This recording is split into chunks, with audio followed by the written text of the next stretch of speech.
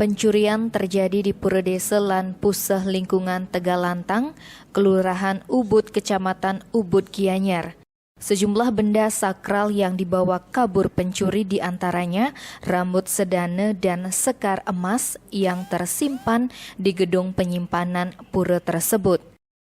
Informasi yang dihimpun di lapangan menyebutkan peristiwa itu diketahui pada hari Kamis 25 Maret sekitar pukul 6:15 WITA.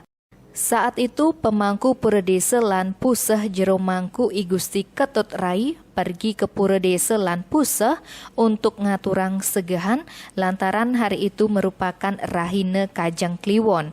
Sesampainya di Pura, Jero Mangku Rai melihat pintu gedong penyimpanan Pretime dalam keadaan terbuka.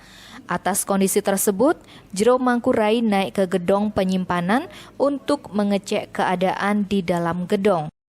Ternyata pintu penyimpanan dalam keadaan rusak dan gembok pintu raib serta Pretime dan arca berantakan.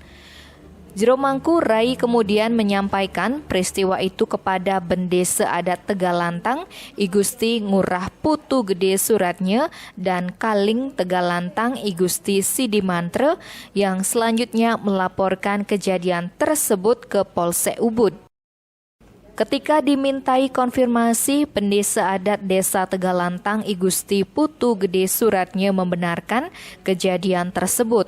Kata dia, patung rambut sedana lanang istri serta 8 sekar emas raib.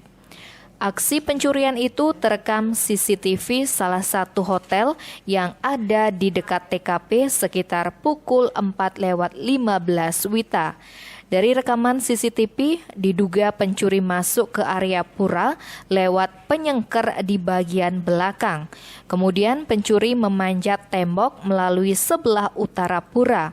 Dalam rekaman terlihat pencurinya seorang pria, sementara di luar pura terlihat ada seseorang sedang menunggu, tetapi tidak jelas kendaraan yang digunakan, apakah memakai sepeda motor atau mobil. Setelah mendapatkan benda tersebut, si pencuri keluar dengan cara meloncati tembok belakang pura.